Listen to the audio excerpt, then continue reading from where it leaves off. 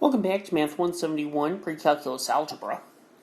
In this series of videos, we're going to take a look at some of the applications of exponential functions. And the first one we're going to take a look at is exponential growth. So this can be used for at least short-term estimates on populations, diseases, etc. It can also be used the negative growth rate to talk about decay, so maybe a radioactive decay that you might deal with. The formula that we have for exponential growth is that A is equal to A0 e to the kt, where k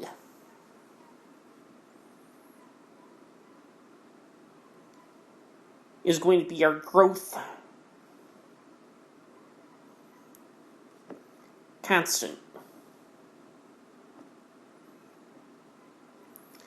I call it a growth constant rather than a growth rate because what one calls a growth rate and another calls a growth rate may be a little bit different. But one thing is important to know, that if k is positive, this is going to be growth. And if k is negative, it's going to be decay.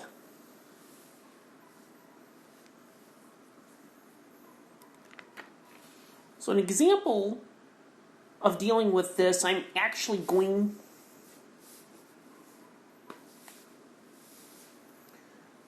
to work with a decay problem.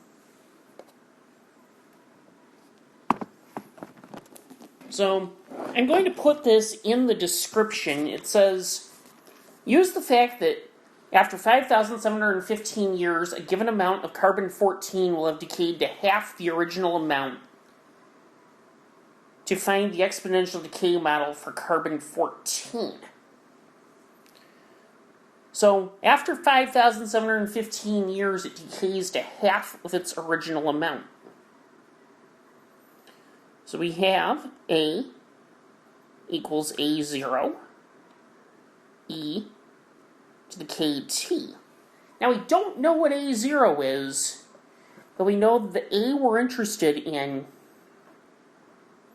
is half of that. So A0 over 2 equals A0 e to the 5,715 k.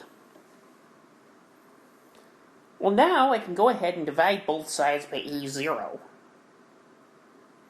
and get 1/2 is equal to e to the 5,715 k. I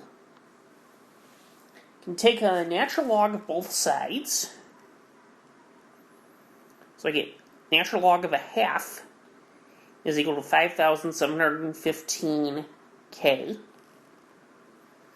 Now I can divide both sides by 5,715 and get ln of 1/2 over 5,715 equals k.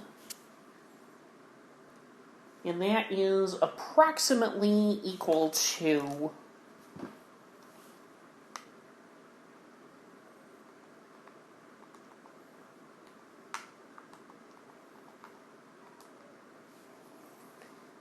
minus 0.000121.